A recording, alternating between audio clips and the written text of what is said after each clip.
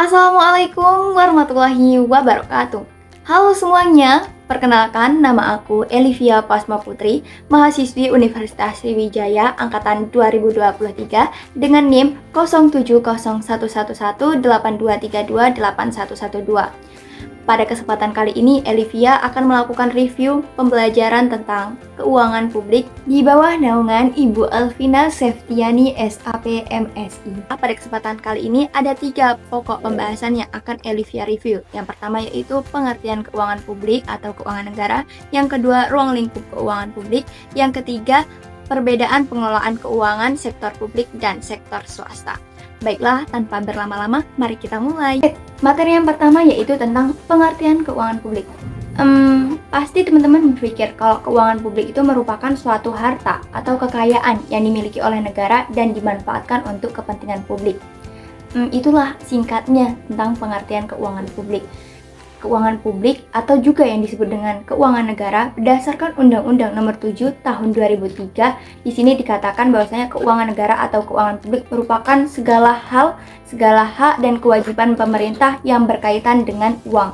Jadi baik itu barang maupun uang yang kepemilikannya dapat dimiliki oleh negara dan dimanfaatkan untuk kepentingan publik itu dinamakan keuangan publik atau keuangan negara. Jika kita mengacu pada pendapat ahli yaitu Charles Chaplin, mengatakan bahwasanya keuangan publik itu adalah suatu ilmu yang membahas bagaimana dana-dana penggunaan yang dilakukan oleh pemerintah untuk membiayai kegiatan yang dilakukan oleh pemerintah di suatu negara.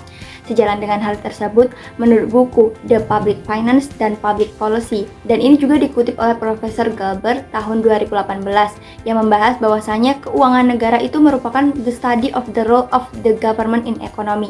Jadi, pada intinya, dalam buku ini membahas kalau misalnya keuangan negara atau keuangan publik itu adalah ilmu yang membahas tentang peran pemerintah di dalam suatu perekonomian negara. Itulah tadi teman-teman pengertian tentang keuangan negara. Lalu materi selanjutnya yaitu ruang lingkup keuangan negara. Menurut Jailani tahun 2015 mengatakan ruang lingkup keuangan negara dibagi menjadi 5. Yang pertama yaitu penerimaan negara yang berdasarkan kas masuk negara yang diterima dalam waktu kurun tertentu. Yang kedua yaitu pengeluaran negara, bagaimana kas keluar atau pengeluaran pemerintah dalam pembelanjaan baik itu infrastruktur, dalam segi pendidikan, kesehatan, dan itu digunakan untuk kesejahteraan negara. Yang ketiga yaitu administrasi negara yang berhubungan dengan pengelolaan keuangan dan tata kelola dalam suatu negara. Yang keempat yaitu stabilitas perekonomian negara yang berhubungan dengan stabilitas harga, pertumbuhan, dan peningkatan perekonomian dalam waktu tertentu.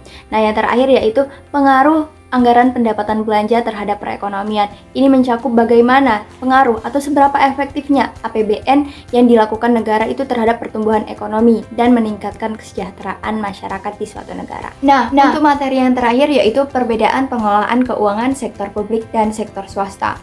Teman-teman, Elivia akan ngasih clue nih. Kalau misalnya pengelolaan keuangan sektor publik itu hanya berdasarkan pada kepentingan kesejahteraan masyarakat. Tujuannya adalah untuk bagaimana sih mensejahterakan masyarakat melalui pengelolaan keuangan yang efektif dan efisien.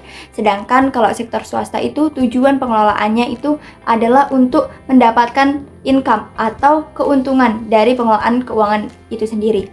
Nah, maka dari sini terlihat jelas kan kalau misalnya keuangan publik itu tidak pamrih atau tidak mengharapkan sesuatu imbalan kepada masyarakat. Sedangkan kalau keuangan swasta itu mengharapkan imbalan dan itu fokusnya itu tujuannya untuk mendapatkan income sebanyak-banyaknya dari masyarakat yang dia layani.